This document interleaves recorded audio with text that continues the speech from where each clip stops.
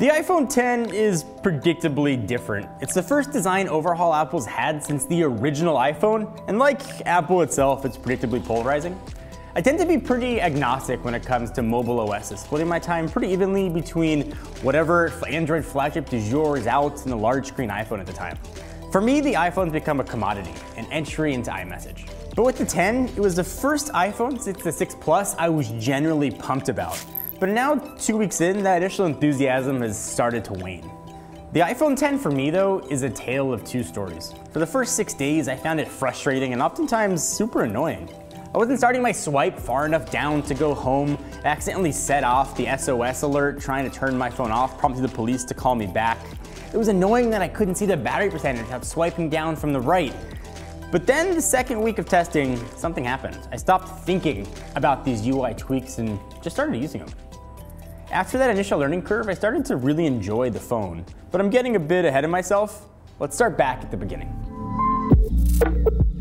The iPhone X, at least on paper, is a phone that I've been hoping Apple would make. Wireless charging, OLED, badass camera setup, and a design that can finally rival the best of Android. So aside from Apple stealing my hairline for that top notch, at least aesthetically, the phone looks stunning.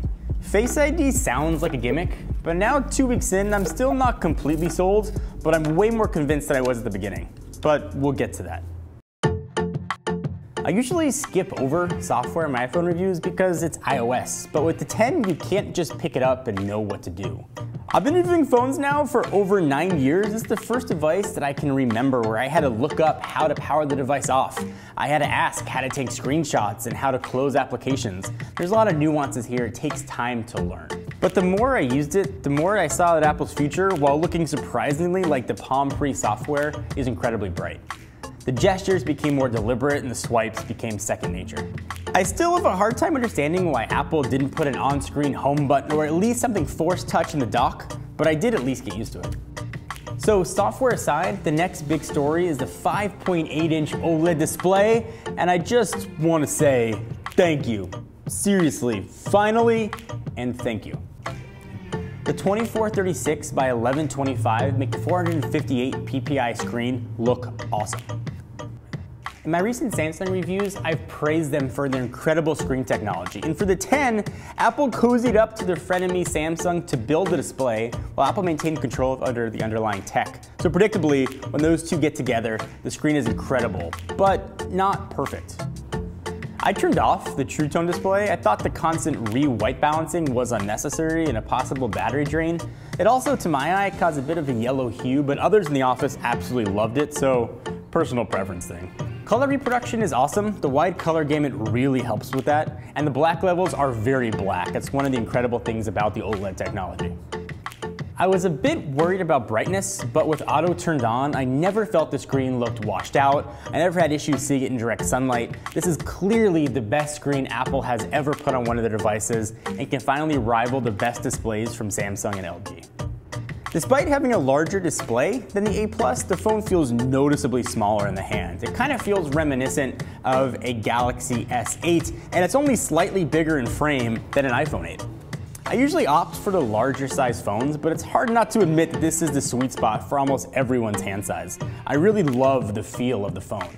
The glass on the back feels awesome, and I thought that I lost the feel of the device when I put it in a case, so perhaps foolishly, I made the decision to go case-free and instead opted for AppleCare. It's hard to not feel like a chump after shelling out about $1,200 for the phone, then the extended warranty. I have laptops that cost less than that. Apple claims the glass on the back is the strongest glass on any smartphone, but when it comes to the accidental drop and the subsequent battle of glass versus concrete, I'm going with concrete every time, and the drop tests that we've seen and reviewed tend to confirm the fragility. The band around the side is made of surgical grade stainless steel, and I'm not sure what surgical grade has to do with anything here, but hey, it's there. The space gray version that I've been testing does show plenty of fingerprints, so keep a t-shirt or a cloth handy to clean that sucker up. The speakers here are also 25% louder, and they sound pretty good for a mobile. They don't distort the sound when you go to high volumes, but if you still want better audio, you're gonna want headphones. But make sure those headphones are either wireless or lightning, because still no headphone jack here. So I promised I'd talk about Face ID, and in all honesty, I'm still not sure how I feel about it, but how I feel doesn't really matter. It unlocks about as fast as Touch ID, and I found myself having to use a passcode about as often as I did with Touch ID anyway, so I think that's a win.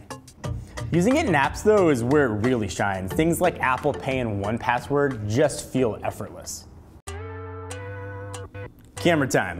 So Apple changed orientation of their 12 megapixel sensors from landscape to portrait, so you know they mean business. It's the expected combo of wide angle and telephoto lenses, and Apple's marketing machine will tell you it uses a state-of-the-art 7-magnet solution, but to the end user, the pictures just look really good. Both cameras have OIS, and they do a really admirable job of stabilizing video. Where I think it really shines is in low-light situations where the pictures still end up looking really good. Pictures look really incredible without being overexposed, and even in almost no light, I was able to see the true color reproduction in the photos.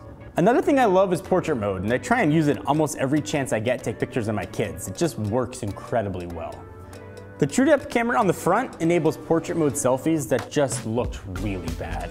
Hopefully software updates will fix this, but the backgrounds sometimes weren't blurred properly, ears seemed to trip it up. I just wasn't that impressed. But you do get animojis, which I'm not gonna lie, I use more than a grown man should. The novelty will probably wear off soon, but I love shaking my head and seeing the poo sway, and I can't be alone. Battery life for me was about 10% worse than what I got on my 8 Plus. It's good, but not great. I could get through a full day, so that's at least what I need. And I commend Apple for not going full Apple and creating their own wireless charging standard, instead opting for the pretty much ubiquitous Qi standard. It also rained one day while we were testing, so it was nice to have the IP67, although obviously I would have preferred the IP68 that's standard now across almost all Android flagships.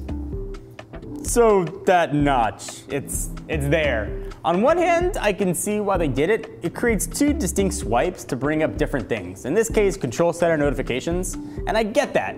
It also, for better or worse, serves as brand identification for Apple. But when watching full screen videos or apps that aren't yet optimized, it's kind of distracting and a bit of an eyesore. It did start to fade in the background the latter part of my usage, but then I'd watch a full screen YouTube video and I'd be keenly aware that notch was there. I'll say this though, it detracts less than I thought, but it's definitely a slight blemish on an otherwise gorgeous canvas. The A11 Bionic is powering the device and it's predictably fast. Sometimes it feels overkill, but I imagine the extra horsepower is there to help the iPhone X age gracefully into iOS 12 and 13, which I think are going to focus a lot on gestures. So the iPhone X, it's not for everyone in the way previous iPhones were. My mom, for example, has been an iPhone user for 5 years and took one look at the lack of a home button and said no thank you. Face ID and gestures are going to take time to get used to, not because they don't work, because they're drastically different than what people have had before. The price of having the cutting edge from Apple is a steep one to pay. Starting at $1,000, the barrier to entry is crazy high, even for Apple. If you decide you want to come on board, you'll get a device that's finally at feature parity with the best of Android and predictably performs better than any iPhone in recent memory. I can see the direction Apple's headed here, and while not perfect, the iPhone X is definitely top notch.